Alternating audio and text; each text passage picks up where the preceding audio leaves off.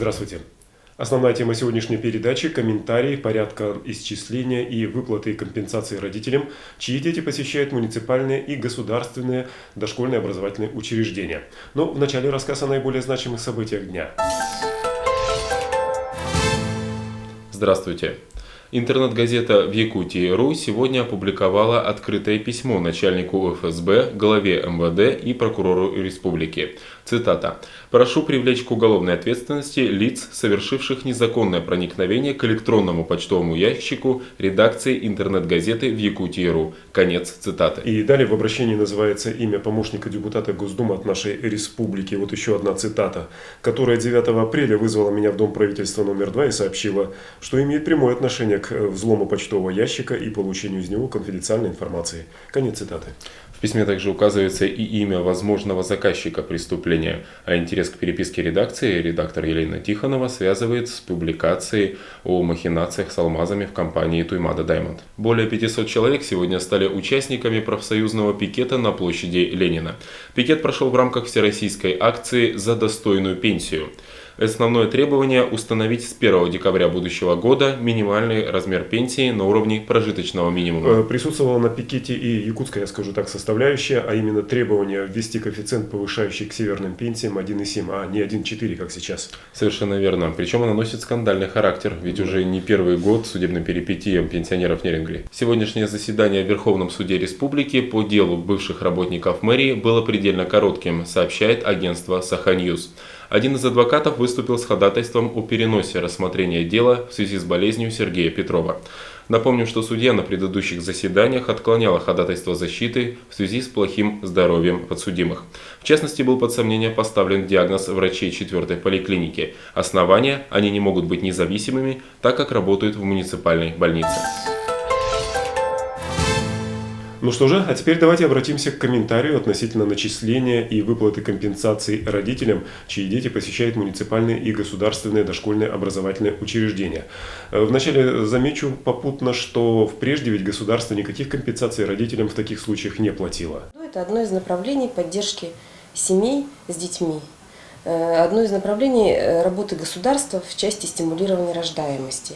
Для того, чтобы выплачивать данную компенсацию, а по нашим предварительным подсчетам это коснется более 10 тысяч родителей детей, у нас будет создан отдел по назначению и выплате данной компенсации. Компенсация, она предполагается в зависимости от того, каким ребенком является этот данный ребенок в семье. По счету. По счету.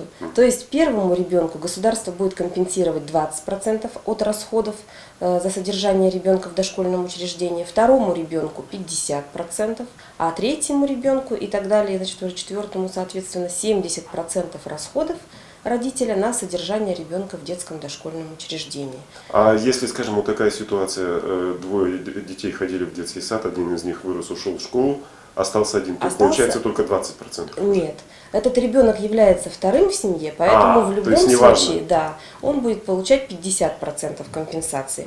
И вся эта компенсация касается несовершеннолетних детей. То есть для того, чтобы получить компенсацию, родитель должен заполнить анкету заявления определенной формы и приложить все необходимые документы. Это, в частности, копии своих паспортов родителей, копии свидетельств о рождении всех детей, то есть как раз для того, чтобы отдел по начислению компенсации смог определить, каким же является ребенок. Может быть, два старших уже школьники, а третий маленький посещает дошкольное учреждение, будет, соответственно, 70% расходов государство будет возвращать родителю.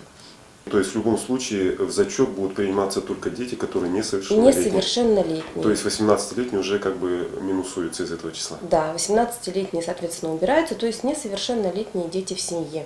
И правом на получение этой компенсации пользуется либо один из родителей, либо законный представитель ребенка, то есть опекун, скажем, то, что касается, или если родители лишены, например, родительских прав, воспитывает бабушка, то есть по закону также является опекуном. То есть ситуации здесь различны. Тот, кто воспитывает ребенка, и тот, кто заключил договор с образовательным учреждением.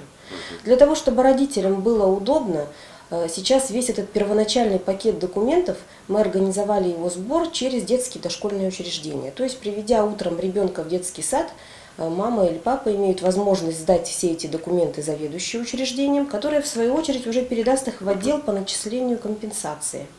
В этом заявлении, кроме того, что прилагаются копии документов, которые должны быть или нотариально заверены, или же детский сад может заверить эти документы при предъявлении подлинников обязательных документов.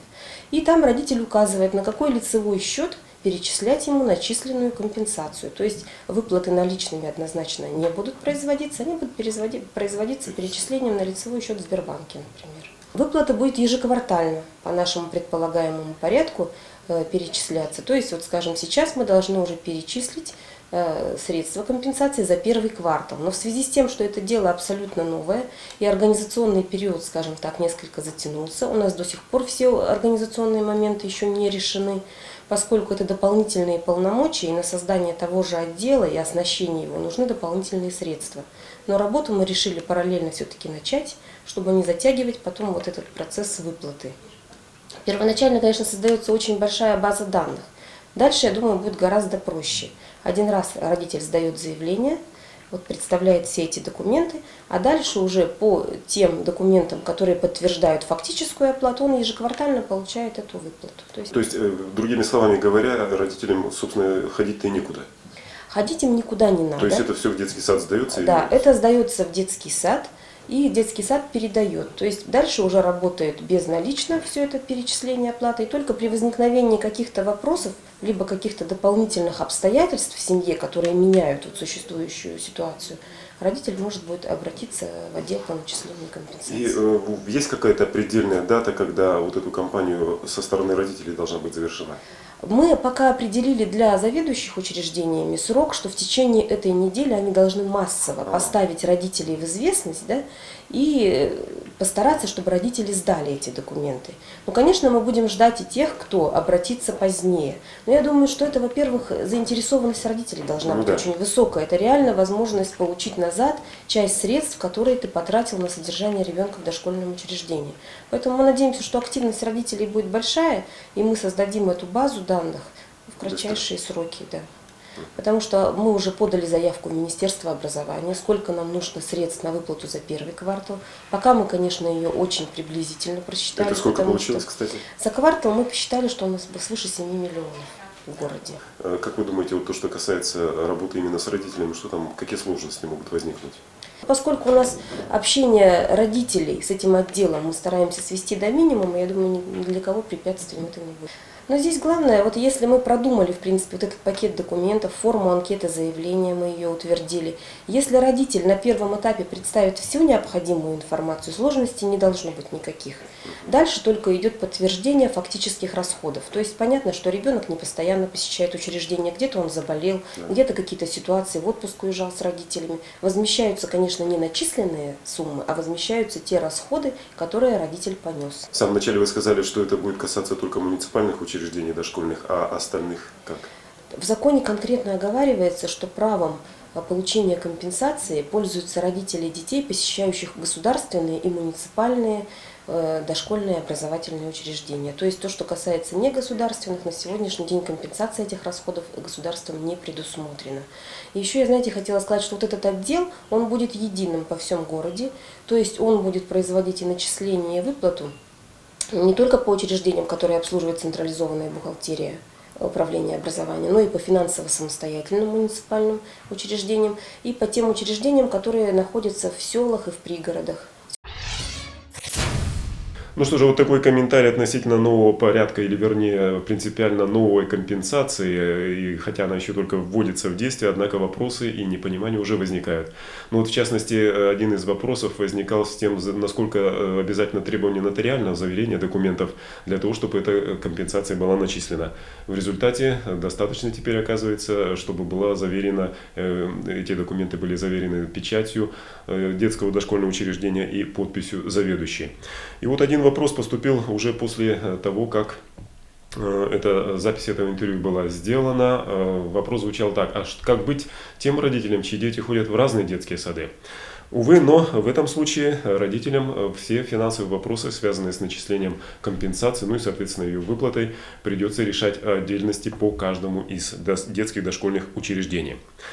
На сегодня все. Смотрите завтра в Эксе. В Якутске по программе пасхального фестиваля «Золотые купола» проходит и своеобразный кинофестиваль. Один из его гостей, председатель гильдии актеров кино Борис Галкин. Не считаю, что вот в таком потоке достаточно бездарных сценариев нужно все равно работать, как мне говорят многие. Ну, Борь, ну надо сниматься, ты же ведь актер.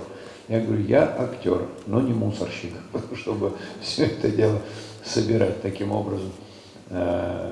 Самое главное, это по возможности нужно все-таки вот чистоту намерений своих сохранять.